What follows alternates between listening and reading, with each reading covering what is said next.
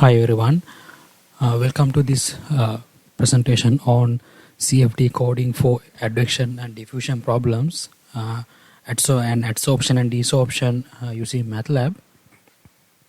So this will be the e-presentation for the publication coupled advection diffusion model for parallel flow induced mass transport in porous membranes.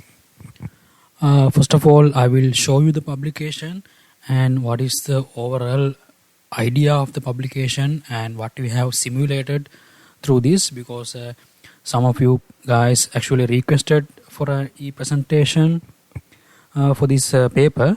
So I'll try my best to give the best gist of this publication through this e-presentation. Please stay with me and I will crack the publication step by step subsequently in this small presentation. And this is the publications that we are talking about. In this publication, we basically did that we simulated the mass transport of a pollutant such as ammonia or ozone or any other gas phase pollutant through a porous membrane, where the porous membrane is located between two adjacent flows that are flowing with opposite directions. So let's get into the model. The way that we have incorporated the model. So basically the model is a microscopic representation of the macroscopic problem that we have encountered in the devices that we are calling as energy recovery ventilators. So in energy recovery ventilators, so basically what we are doing is we are facilitating both heat and mass transfer between two air streams that are flowing opposite to each other. That means, like for example, just take a look at this figure. So we have fresh air. This is the energy recovery ventilator. This is a device, and this device has a part called the core. This core is made from membranes, and the membranes are very closely packed, and it is allowing some air to flow through between each membranes, and we call these passages as flow channels. So basically the operation is, we are taking fresh air from outside and we are allowing this fresh air to flow through the membrane core, and it will be flow to the indoors. And again we are taking indoor air from this port and we are sending it through the core, and we are sending it to the outdoors. So when this process is occurring, because the membranes are actually separating these flows, there is a possibility of mass transport and also heat transport. So we are not considering about simulating how heat is getting transported in this publication. So we are focusing on how mass is getting transported, such as moisture maybe, or maybe any other residual gases, pollutant gases, and how these mass components or these species are actually getting transported to the membranes that are located in the energy recovery ventilators. And this is the experimental rig that we have produced to check the mass transport phenomena from the macroscopic point of view. For example, I would like to distinguish between what is the microscopic and macroscopic. So macroscopic point of view, as we define, is that we have the parameters, we have the quantification of the concentrations of the species in each location of the energy recovery ventilator ports. For example, we know the concentration of our pollutant in this port, and we know the average concentration of the pollutant in this port, and so on. So but in the microscopic point of view, we are focusing on the very specific segment of the energy recovery ventilator core, that is the simple membrane separated by two flows that are flowing in opposite directions. Okay, let's go to that model. So when you expand one of the part of the energy recovery ventilator core, so you see a structure like this. So these are membranes, separated by flow channels, and you can see now one flow is coming in this way and flowing in their respective channels, and the other flow is coming in the opposite direction. Actually, in this figure it is in the same direction, but actually it is happening in the opposite direction. It is coming this way and flowing through the membrane core, and because of that opposite kind of flow, even though it happens to the parallel flow, but as the design of the energy recovery ventilator, this opposite flow produces the mass transfer between each flow because of the porous membrane. Because the membrane is a porous matrix, and it allows mass transport through its structure. Okay. So, and these are all the modeling equations that we have introduced in the publications, and I will go through it step by step in the presentation, and how these equations are derived and how they are simplified. And I will not explain how in this presentation how Monte Carlo simulation results work for getting the effective diffusion coefficients of the membrane.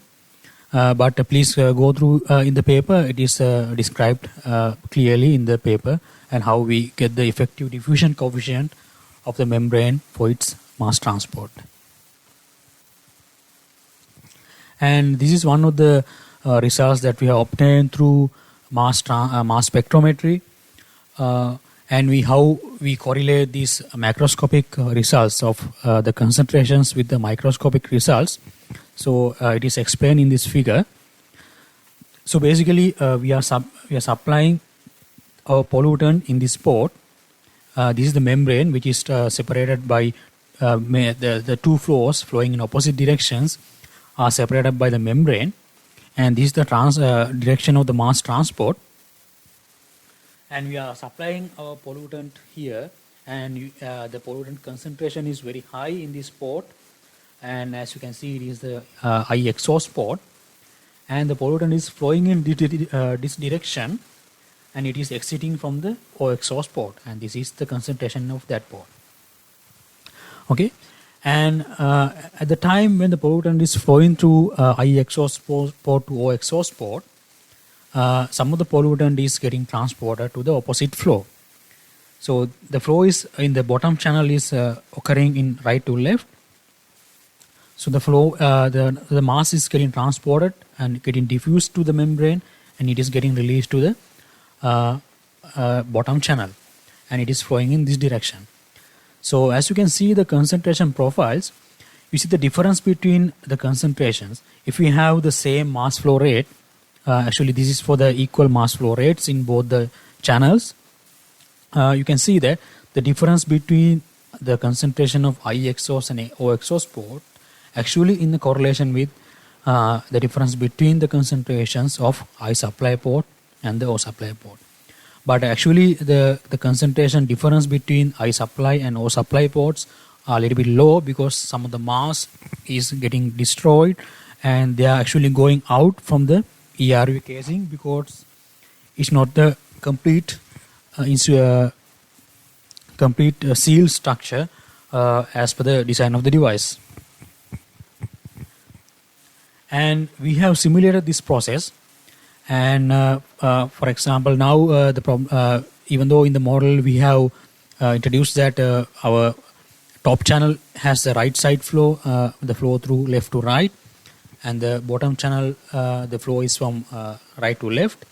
But in the model we have simulated that we have the top channel located in the bottom and the bottom channel located in top, and in this channel the flow is from left to right, and the top channel the flow is from right to left, and it is separated by the membrane, and this is the membrane domain. Okay, so as we have discussed, as we have shown before, the I exhaust concentration, so we are supplying the pollutant here artificially to see how it is getting entrained through the membrane to its opposite channel, and we have simulated the same process here. We have given the boundary condition as the concentration of the I exhaust port in this location, and it is diffusing, it is actually convecting and diffusing both to the bottom channel and it is going to the exit, and at the same time when it is traveling from the entry to the exit, some of the pollutant is transported to the opposite channel and it is flowing backward again to the indoor space as per the design of the energy recovery ventilator. And this is one of the steady state solution that we have simulated up to the steady state position. So when how the boundary layers, concentration boundary layers actually look like in the two channels separated by the porous membrane, and we will discuss it more further in the presentation. And I will not going to explain about the variation of SA and SD coefficient with air flow rate because it is not the scope of the presentation. And let's get to the presentation and see how everything is developed. Okay, welcome to the presentation now. So let's get to the introduction of the presentation and purpose of this lecture.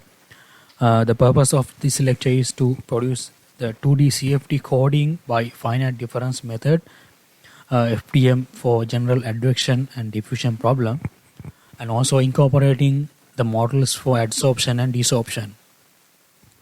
Before we move in further, so let's get a brief introduction to flows. So first of all, let's see what is the steady flow and transient flows. And if flow parameters do not change with time, and the variable of time of the governing differential equations of fluid flow are actually omitted, so we can consider this as the steady flow.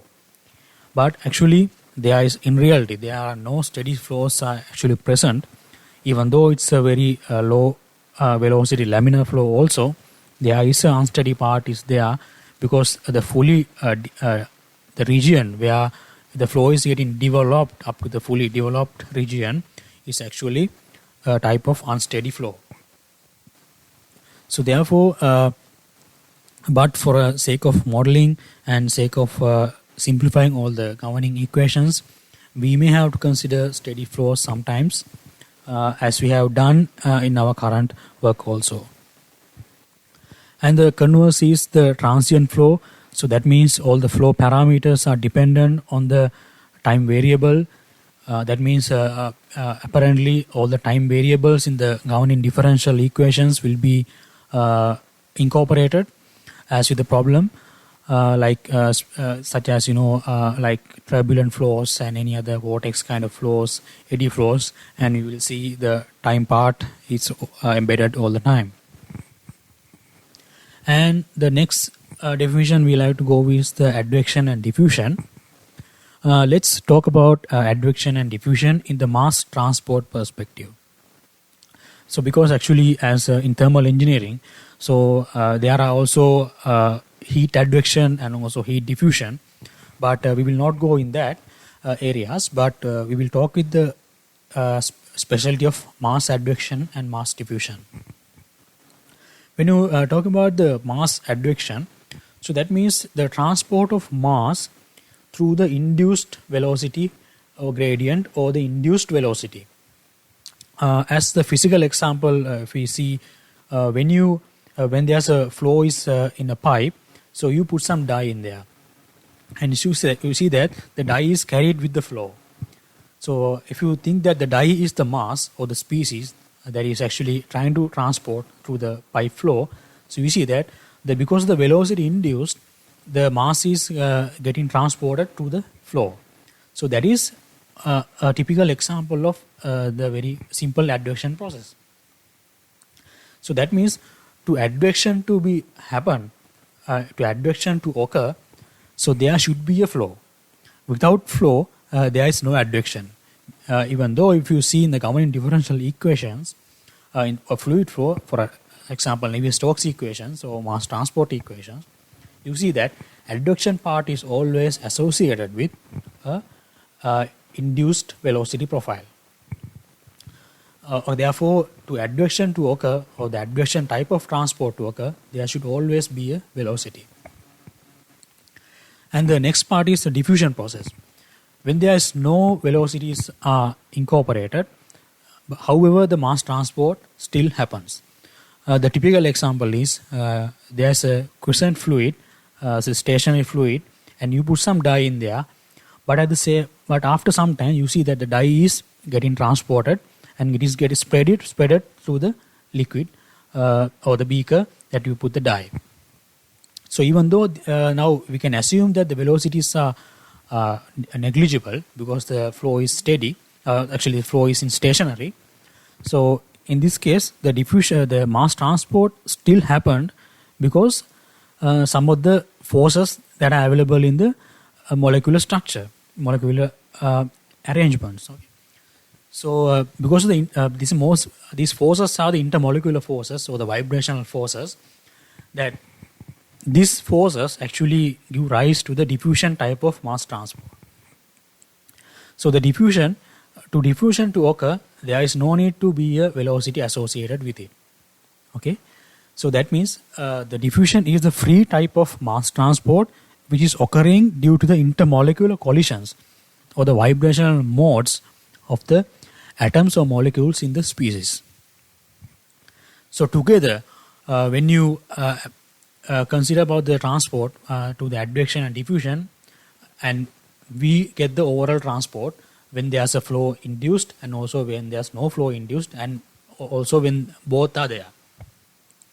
For example, if you go with the pipe flow again, when you put a dye in there, you see that dye is moving very fast with the pipe flow, and you see, but even though we see that it is kind of advection type of transport, but still the diffusion is also happening, even though it's very in a slow rate, and it is not visible because the advection induced transport is dominated at that point. Okay, and now let's see the governing differential equation for the fluid flow. That is the famous Navier-Stokes equation, and the first part is the temporal part of the Navier-Stokes equation. If you think about the velocity as the transporting parameter, and we have the advection type of transport part in the second term in the left hand side, and we have the diffusive transport part, and we have the so-so sink term. So I will not go with the derivation of NS equations, and please refer any of the resources available in how these Navier-Stokes equations are derived, and we will be utilizing these simplified NS equations to simulate our current problem. And the next is the governing equations of mass transport. So now this is very important, that so we have three Navier-Stokes equations that is giving in the three velocity components in the Cartesian coordinate system. Even though for the cylindrical coordinate system we can define three equations, but if we consider about the mass transport equation, for the mass transport in all the three directions, we have a single equations to describe all the gradients of the concentrations, and all the gradients of the concentrations in all the three directions x, y and z are embedded in the single equations. So that is the beauty of the mass transport equation, and that's why it is easy to solve the mass transport equation. If we know the velocity profile, then we need to have a single line of code to solve the mass transport equation in any domain. But it is not possible with the Navier-Stokes equations because we have three coupled equations in three directions if you consider about the Cartesian coordinate system. So let's a little bit see how mass transport equation is arranged. So this is the temporal term in the first term in the left hand side, and the other three terms in the left hand side are the convection induced mass transport, or the transport of the concentration gradient in either directions by their respective velocity components. For example, del C by del X means and U del C by del X means the transport of concentration gradient in X direction due to its X velocity component, that is U. In the same way for V and W in Y and Z directions. And if you see about the right hand side, you see that it is the transport of the concentration gradient due to the diffusion. or the intermolecular forces. And basically this is the Fick's law. The Fick's law defines the diffusion in the basic aspects, like how the concentration gradient is getting transported by the diffusion coefficient by introducing the parameter which is called the diffusion coefficient. And this is described in the three terms in the right hand side. And the phi in the right hand side means the source or sink term, whether it can be a mass source term or it can be a mass sink term, and we'll see how this phi can be modeled based on our problem. Okay, so this is the problem that we have already solved in our paper, and as we have discussed before in the paper, and we will be supplying our pollutant here. So the pollutant will have a high concentration in the bottom channel. So this is the bottom channel. We call it as the input channel, and that is a membrane which is touching the input channel, and that is the exhaust channel which is also touching the membrane. And so the pollutant will be released here, and it is flowing in this direction from left to right. And when it is flowing through the input channel, some of the pollutant is getting absorbed by the membrane, and it is getting diffused to the membrane, and it will be desorbed to the exhaust channel, and it is flowing back to the direction where it came from. So basically, if you focus on the direction of the mouse pointer, and you see the pollutant is coming in this way, and it is going to the membrane, and it is turning back, and it is going again back to the direction where it came from through the exhaust channel. So the sum of the mass of the pollutant that we are supplying to the inlet channel. Okay, so this is the physical phenomena that is occurring, that we have modeled by a block diagram. So actually the direction of the pollutant, it should be in the left side, not for the right side. So basically it should come from this way and go with the membrane, and it is must flow in the left side, as it is not actually correct in this figure. It should go in the left side. Okay, let's see how we model this phenomena. So basically the velocity profiles in the channels, we have obtained it from the Navier-Stokes equations by simplifying the Navier-Stokes equation for a specific case. So I think you have heard about the Poiseuille flow. The Poiseuille flow occurs when there is the flows with a very low velocity flowing through a channel which is separated by two plates. So the velocity profile in this type of channel is parabolic, and also because of the low Reynolds numbers, we can neglect the turbulent terms, and after that we can simplify the Navier-Stokes equation for a parabolic profile as we have written here. That is u is equal to 1 by 8 mu del p by del x 1 minus 4y square by h square.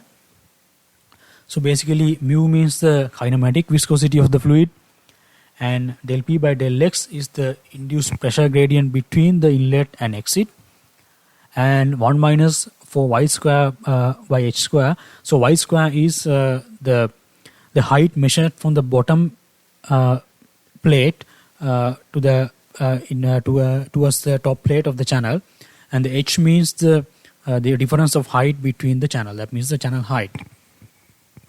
So from this one, so you put in different values for y, starting from 0 to h, starting from 0 to and ending from h. So we can get different u values of the velocity, that is the velocity flowing in x direction of the channel, and we can get that parabolic velocity profile, and we'll see it how it is done in the code. And I will actually show you the code of this entire simulation, so you can actually copy and paste it in the MATLAB, and you can run the simulation. And also I would like to do another video maybe later on describing how to do the coding for such problem, and how to do the coding for explicit FDM method to CFD problems. And so that's the way we get the parabolic velocity profile. And after that, now we have solved the Navier-Stokes equations to get the velocity profile, And also it is important to note that so we are doing the 2D simulation, and so therefore the z component of the velocity, that is w, is avoided. And also, even though it is a 2D simulation, we have the two velocity components, u and v. So and you can definitely learn how we neglect the v velocity profile in this kind of flows. That means laminar flows that are flowing through very narrow channels, and how this v velocity component is neglected, and how these v advection terms are actually dropped in the mass transport equations, because we are neglecting the v velocity component in the vertical direction of the flow due to specific reasons.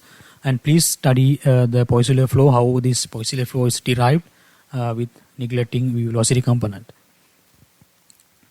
And now the 3D advection diffusion equations, as we have discussed in the former slide. Now we have simplified this the very big equations for simple 4 terms, and let's see how we simplify that. So we have the temporal term. It is keeping as same, because we are actually going to do a transient type of mass flow simulations. So we are keeping the temporal term, and we have only the x advection term in x direction, because see, we have a u velocity component, and we know the velocity is on u direction, and we are neglected the v velocity component. So v velocity is 0 in the entire domain, so that means we are not getting the advection term in the y direction, and also we are not we are doing a 2D simulations, and also we are dropping the advection terms in z direction.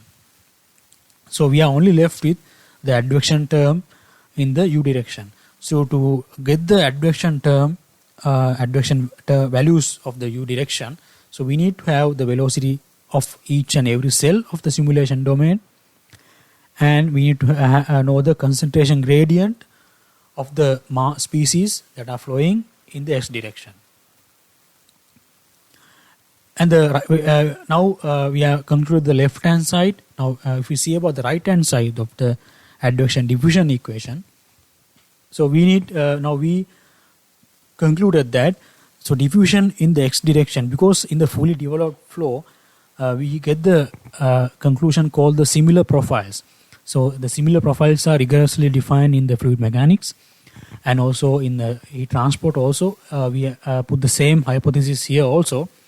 Because of the similar profiles, we are assuming that the concentration gradient in x direction, that means del C by del x, and that transport of that concentration gradient in the x direction, that means del square C by del x square, components are 0 because of the similar profile approximation. But in the y direction, we have the very crucial diffusion process happening, because the mass is transported to the membrane in the y direction, as you see in the figure, in this figure, and therefore we need to consider the diffusion process in the y direction. Therefore we drop the x direction diffusion term, and also we drop the z direction diffusion term, and we are left with the y direction diffusion term with the diffusion coefficient in the y direction plus the source or sink term. And source or sink term is crucial when modeling adsorption and desorption, and we see how it is done. And now so this is the mass transport equation for each flow channel. So for example, in this flow channel in the bottom, we will incorporate in this mass transport equation, and also in same way in the top channel we are incorporating the same equation in the top channel also. So now when we are modeling of the mass transport in the membrane, so we are assuming that the membrane is advection free. That means even though there are some of the flow velocities incorporated in the pores in the membrane, so assuming that they are negligible with compared to the diffusion process, so we dropped all the advective terms in the left hand side of the mass transport equation, and we are left with the temporal term del C by del T when we write the diffusion total mass transport equation for the membrane. When you think about the right hand side, so in the membrane we can't get an approximation about the order of magnitude of the diffusion in x and y direction. Therefore, we have to keep both the diffusion terms in the x and y directions of the membrane, that is in x direction here and y direction in the top for the vertical direction. And we have to keep these diffusion terms, and we are neglecting the z direction term because it's a 2D problem. And we are keeping the mass source or sink term here because it is important in the adsorption and desorption. Okay, now let's see how the modeling of adsorption and desorption is done by the use of mass of sink term. For example, now we know the mass transport equation for the inlet and exit channels. So we know that when the mass, then species touches the membrane, so it is absorbing the mass of the species to the membrane.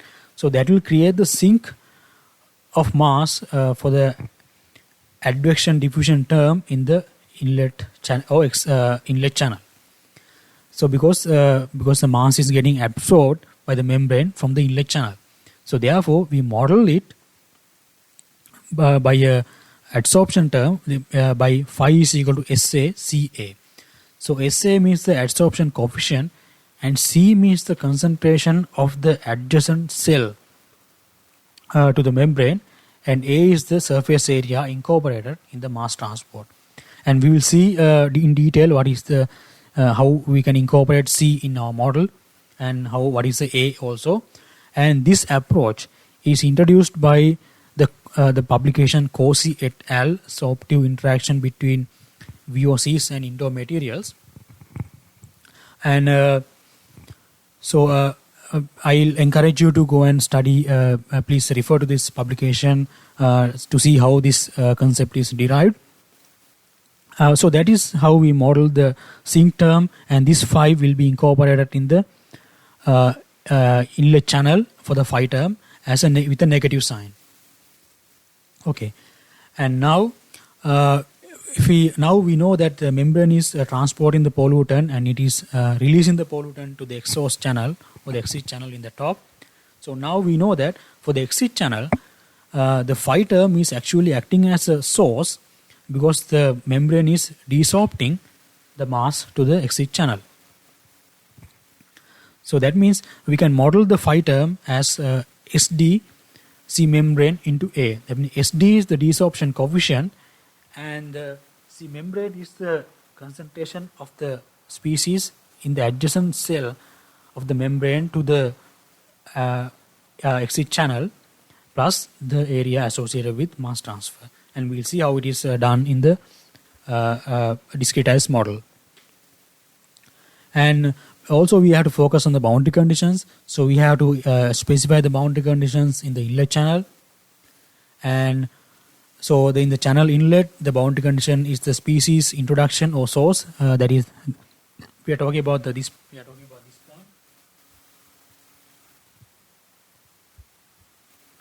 And the fluid membrane interface in the inlet channel, that means this location.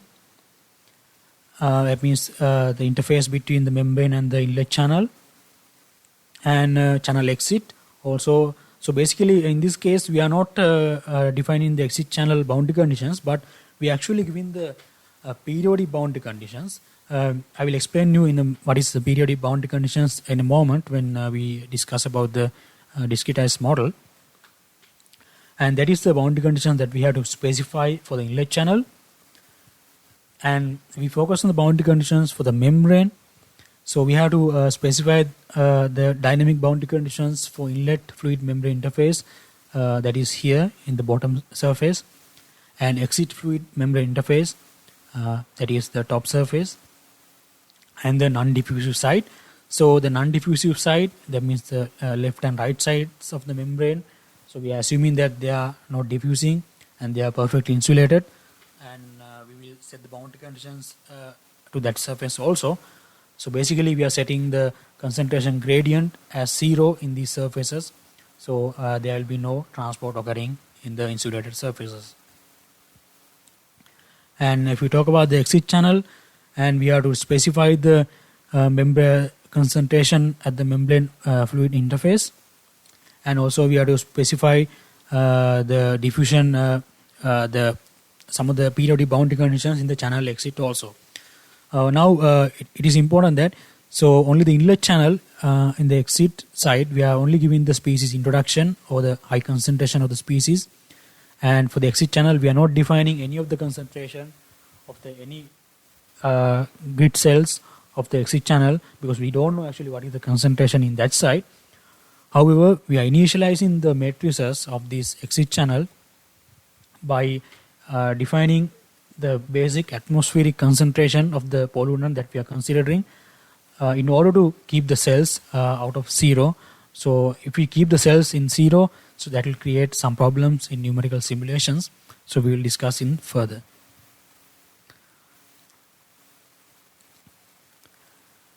Okay, so this is the way how we discretize our governing equations. So we assume that 71 into 41 channel grid points in the channels by after doing a grid independence study, and 71 into 41 grid points in the membrane, and finite discretization method is same, finite difference method. So this is how we discretize the advection diffusion equation as we have discussed here. This advection diffusion equation is discretized in this way for the inlet and exit channels, and velocity is obtained. So now we know we need to have the velocity values, u values for each and every grid point in the advection in the FDM discretized domain, right? So to get that, so we know that the velocity has the similar profile in the x direction.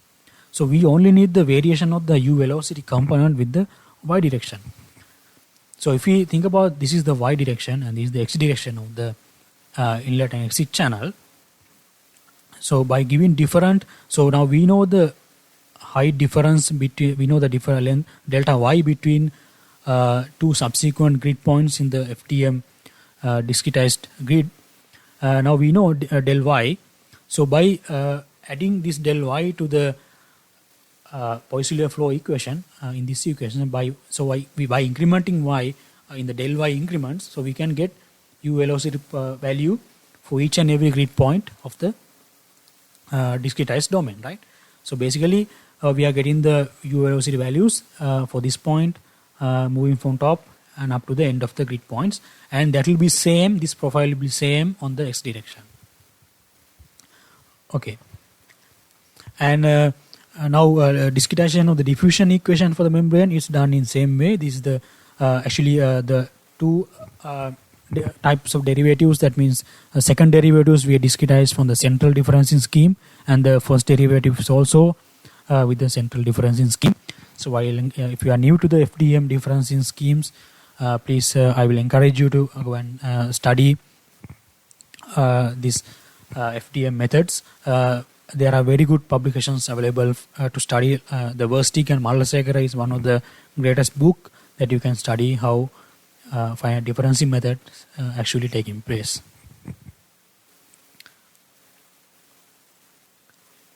Okay, so now this is the discretized domain. So I will not incorporate all the grid points in the discretized domain. So I have introduced some of the cells. So basically in the right hand side you must have 71 cells, and in the vertical direction you must have 41 cells. In the membrane is also same. In this direction, in the x direction you must have 71 grid points, and in the y direction you must have 41 grid points, and same for the exit channel also. And so in all these so this is the membrane fluid interface. So this these two grids that is touching the membrane and the flow channel, these 2 points are the interface points. So we have to define our boundary conditions in these points. And as we have discussed before, the inlet concentrations, those high concentration values of the pollutant or the species, we have to define in these grid points in the beginning of the left hand side of the bottom channel.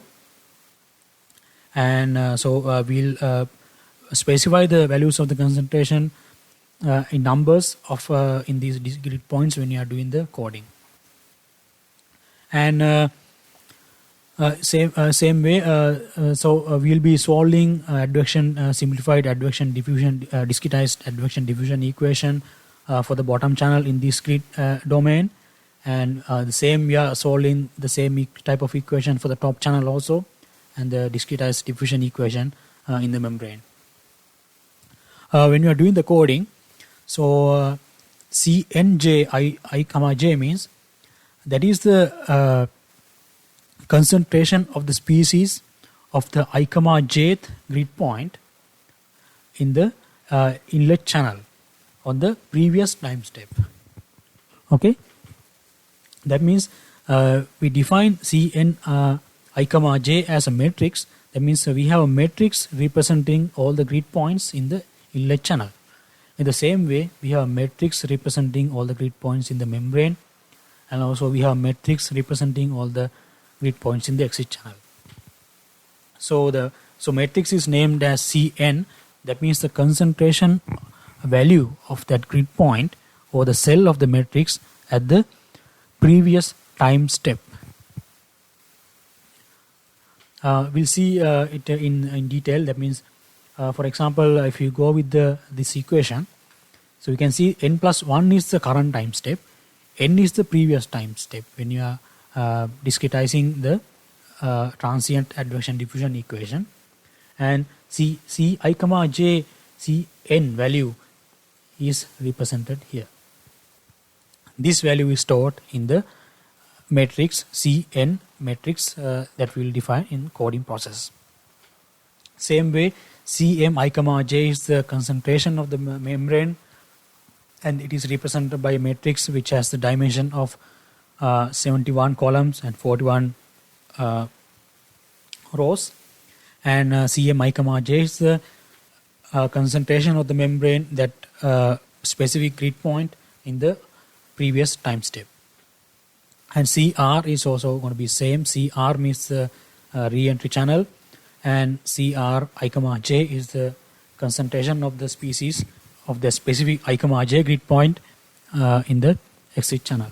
Or the exit channel represented the matrix represented by the exit channel. And so if we see about the physical interpretation of the simulation. So basically we are introducing our pollutant in this grid points in the bottom channel, and it is getting now velocity is in this direction, and in the top channel velocity is from right to left, and so we are introducing our pollutant in these grid points, and it is getting transported advectively and diffusively through the bottom channel, and membrane is this is the adsorption interface. So we are giving that boundary condition of the sink boundary condition to these grid points, and the pollutant is some of the pollutant is adsorbed by the membrane, and it is getting diffused, and it will be released to the exit channel by the desorption interface. So now we are giving that boundary condition, desorption boundary condition, to this interface grid points, and they will be released to the exit channel. So here will be the sink, and here will be the source. Okay guys, so in this section that I will be typing, I will be skimming the code that we have wrote to simulate this problem. So don't worry if you didn't get the entire idea of the code, because I will be typing the code in real time with you, explaining each step. You can search in this link in YouTube. So you will find the video that I'll be typing the code, the same code, explaining each and every step in MATLAB. Okay, so the first section, so we will be introducing, and first and second sections actually we will be introducing all the initializing parameters, and we are introducing all the diffusion coefficients, and I will tell you what is these dt, d, and everything in when you see in the real time coding in the MATLAB in this link. And how this is the velocity profile, that is simple Excel reading of simple Excel sheet. We have stored the velocity profile in y direction in the same way that I have explained you before. and specifying grid points, initializing matrices. All these sections are done in, all these parts are done in section 1 and 2. In section 3, basically we are trying to plot a live concentration variation contour plot. So when how the concentration is changing with time in a lively manner. So to do that, you need have the MATLAB function called the curve and animated line. So please, if you have time, please refer to more information in MATLAB libraries on how these MATLAB help desk on how these animated lines are actually used to do real-time plots. And Ka, Kd, these are the adsorption and desorption coefficients that we have obtained from Corsi et al. Sometimes, and we have also estimated these K and Kd coefficient from our experiments. And section 4, and this is the discretization of the mass transport equation in the inlet channel. And for example, this inlet, all this discretization part must be run inside the while loop. So the while loop is the loop that is tracking the time, and we'll see how it is done when we are typing the code. And the section 5, you will find the solving the advection diffusion equations for the membrane. And in section 6, you will see how the advection diffusion equations will be solved with their boundary conditions for the exit channel. And section 7 is all it is plotting. So the draw now function is the function that we are using to do the real-time plot like animation. So in this link, I will be typing the code with you, and I will also simulating it, and you will see how each and every line of this code is written and on what purpose and what are the implications that you will get if you do by yourself. So I wish you good luck, and I wish you good luck in your coding and also in your CFD studies. And thank you for your attention.